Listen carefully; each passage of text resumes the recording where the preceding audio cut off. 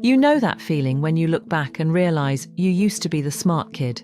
Teachers praised you, people expected a lot, and for a while you believed it too. You were the one who understood concepts quickly, who raised your hand with confidence, who made learning look effortless. Your name was synonymous with success in the minds of everyone around you, including yourself. There was a certain identity built around being intelligent, capable, brilliant even. And then, almost imperceptibly at first, something shifted. Life happened. Stress piled up in ways you never anticipated. Mental health struggles got heavier, creeping in like fog until you couldn't see clearly anymore. Suddenly, focusing felt impossible. Studying, which once came naturally, became an exhausting ordeal. You'd sit at your desk staring at words that seemed to swim on the page, your mind a chaotic swirl of thoughts that wouldn't settle. The grades that once came easily started slipping, first just a little, then more noticeably. And with them came disappointment, not just from others, but from yourself, cutting deeper than any external judgment ever could. People started asking what happened. Teachers who once held you up as an example now looked at you with concern, confusion, sometimes frustration. Parents worried, friends wondered, and worst of all, you wondered too. You questioned everything about yourself. Had you been a fraud all along? Was your intelligence just an illusion that finally got exposed? Did you somehow become less capable, less worthy, less intelligent? Here's what nobody tells you in those moments of self-doubt. You didn't get less intelligent. That's not how the mind works. What changed wasn't your cognitive ability, your potential, or your worth. What changed was that you started carrying invisible pain, and carrying that weight takes an enormous amount of energy. Depression, anxiety, burnout, trauma, whatever form your struggle takes, these conditions don't make you less smart. They make you exhausted. Think about it this way. Imagine trying to solve complex math problems while simultaneously holding a conversation, listening to loud music, and balancing heavy weights on your shoulders. Your ability to do math hasn't disappeared, but your capacity to access that ability has been compromised by everything else demanding your attention and draining your resources. Mental health struggles work the same way. They cloud your memory, drain your motivation, fragment your concentration, and turn even simple tasks into uphill battles. Depression doesn't just make you sad, it literally alters your brain chemistry, affecting the very mechanisms that govern learning, memory, and executive function. Anxiety doesn't just make you nervous, it keeps your nervous system in a constant state of high alert, making it nearly impossible to relax into the mental state required for deep thinking or retention. Burnout doesn't just make you tired, it depletes your cognitive reserves until you're running on fumes, trying to perform at your old level with a fraction of the fuel. The cruel irony is that the more you struggle academically or professionally, the worse you often feel about yourself, which compounds the mental health issues, which makes concentration even harder, which leads to more struggles.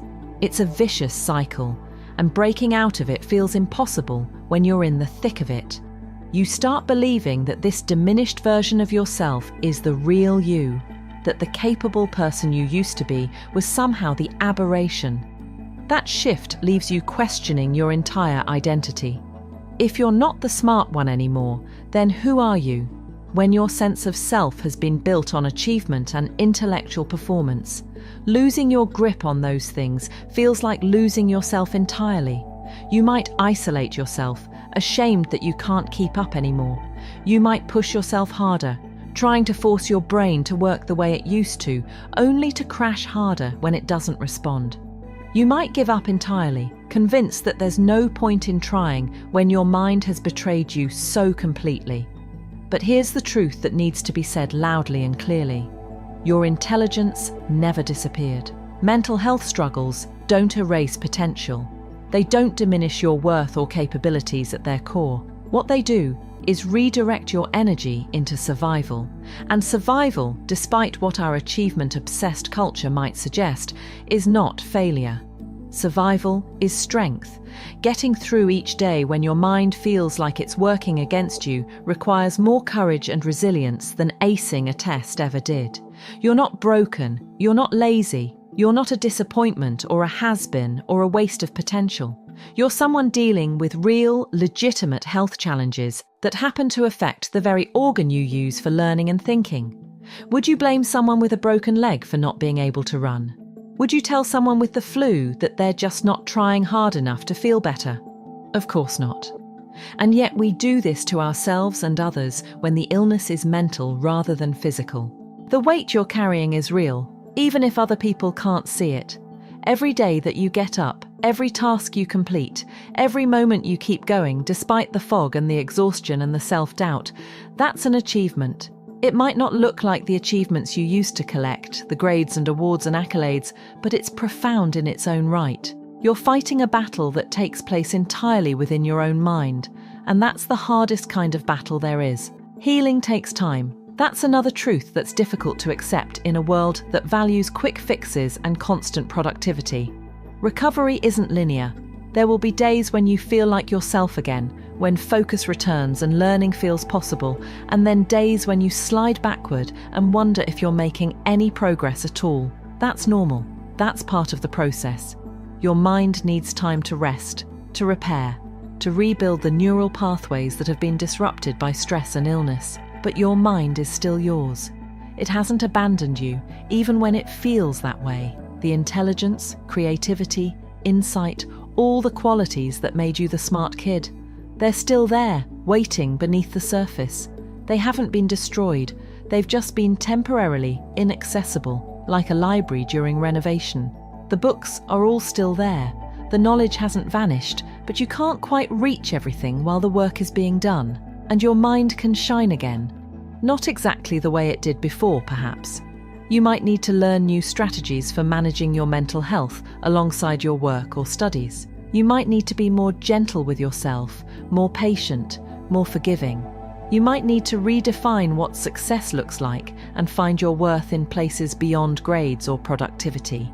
But you can absolutely reclaim your relationship with learning, with thinking, with the intellectual parts of yourself that felt lost. The person you're becoming, the one who understands struggle and resilience and the complexity of the human mind, that person has a depth that the old you, the effortlessly smart kid, couldn't have imagined. You're not less than you were. You're different, more layered, more human. And when you do find your way back to that place where learning feels possible again, you'll bring with you a compassion and understanding that will make you not just intelligent, but wise.